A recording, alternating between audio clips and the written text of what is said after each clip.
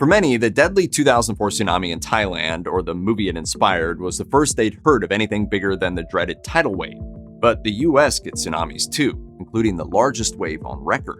The average disaster movie portrays tsunamis as gigantic walls of ocean water that obliterate cities and towns in an instant, and rightly so. Tsunamis are indeed massive waves of ocean water that cause tremendous destruction and death. A naturally occurring phenomenon, tsunamis aren't influenced by the wind or the moon, as typical ocean water tends to be. Instead, tsunamis are an aftereffect of a major natural disaster.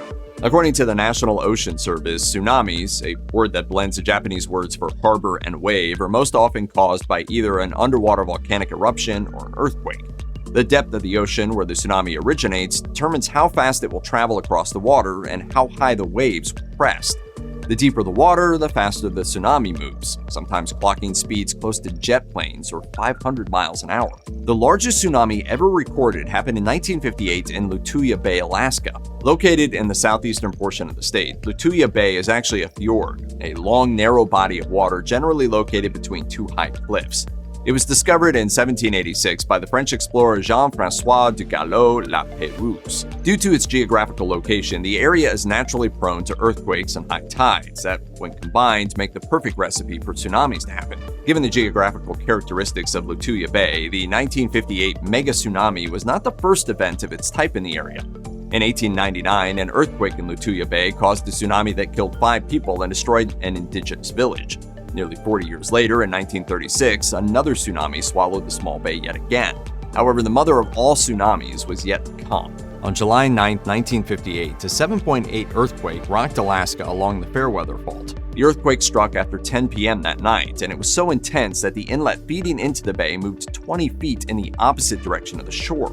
Meanwhile, the earthquake caused a rock slide that forced over 90 million tons of rock into the water.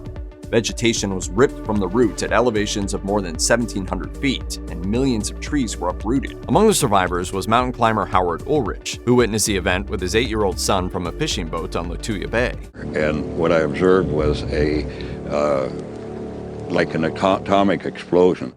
Ulrich described the 1,720-foot wave as a wall of water. He told the Daily Historian that it was as if you're looking at death, and this was exactly my first thought. He threw me a life preserver and he said, "Son, start praying." Ulrich remembered the moment to the Daily Historian, recalling his exact words. "God, what an awful sight. Something like the end of the world." We were swept up over the land and up above the trees. That's where I assumed that we were going to end up. The damage to the Lituya Bay area was extensive. Despite all the destruction, only 5 people died in the catastrophe. 3 were killed when the first wave of water drove Kontuk Island into the bay 100 feet below sea level. 2 others died as the massive waves sank their ship, which was stationed in the bay. Has there been a first-hand report from any of the boats up there, over? If there's any other boats in here, I don't think they made it.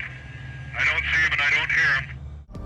But 2 people were miraculously rescued as they clung to a dinghy after their boat sank. Scientists struggled to determine what could have caused the 1,720-foot monster.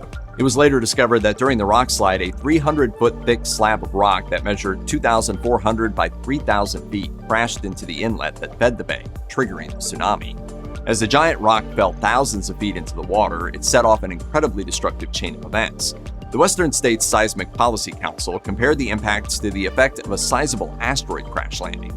According to the U.S. Tsunami Warning System, tsunamis which occur near their source happen twice a year, while tsunamis that wreak havoc in other locations from where they originate happen about twice per decade.